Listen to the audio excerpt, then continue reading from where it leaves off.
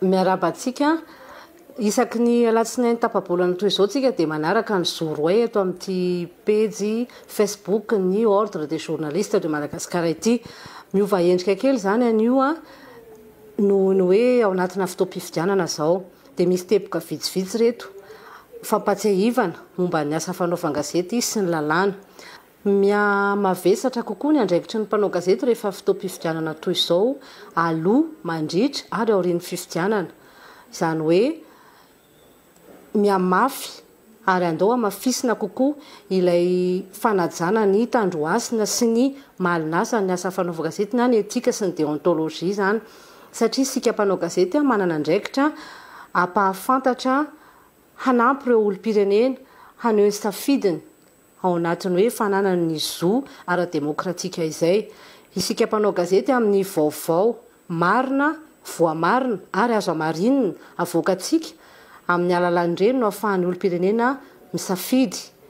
Isika ihany koa no manana andraikitra hivohy ny fanehoan-kevitra dia mba fanehoan-kevitra mba ho asa fanaovan-gazety ho amin'ny fitoniana fa tsy sanatria ho amina fanakorontanana.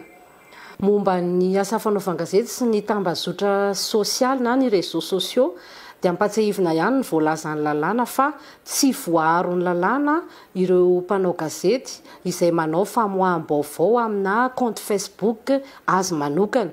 Raha ny voalazan'ny lalàna dia nantsoina hoe presse en ligne na ny asa fanaovan-gazety amin'ny internet, amin'ny nomerika no voalaza asa fanaovan-gazety.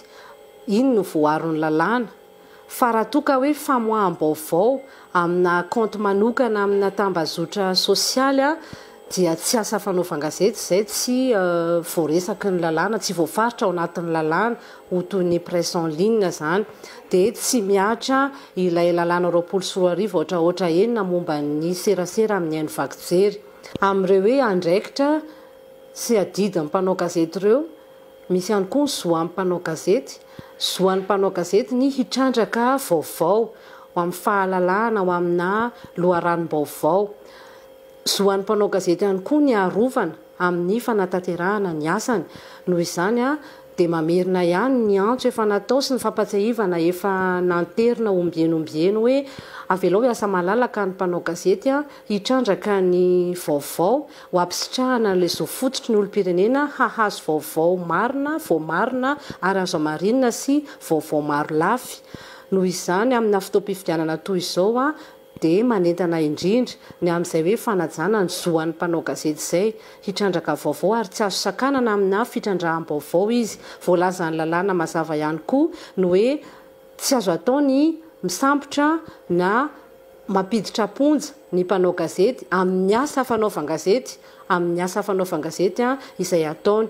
Dia eto ampamaranana dia misarika antsika mpanao gazety rehetra na inona orinasan-gazety esantsika, na inona fironana ara-politika ny tompona orinasan-gazety hiasana dia andeha hiarahana ambanjina trano ny vina nofaritan'ny ordre des journalistes de Madagascar dia ny hoe mpanao gazety matianina mirahina ho amin'ny fampandrosoana.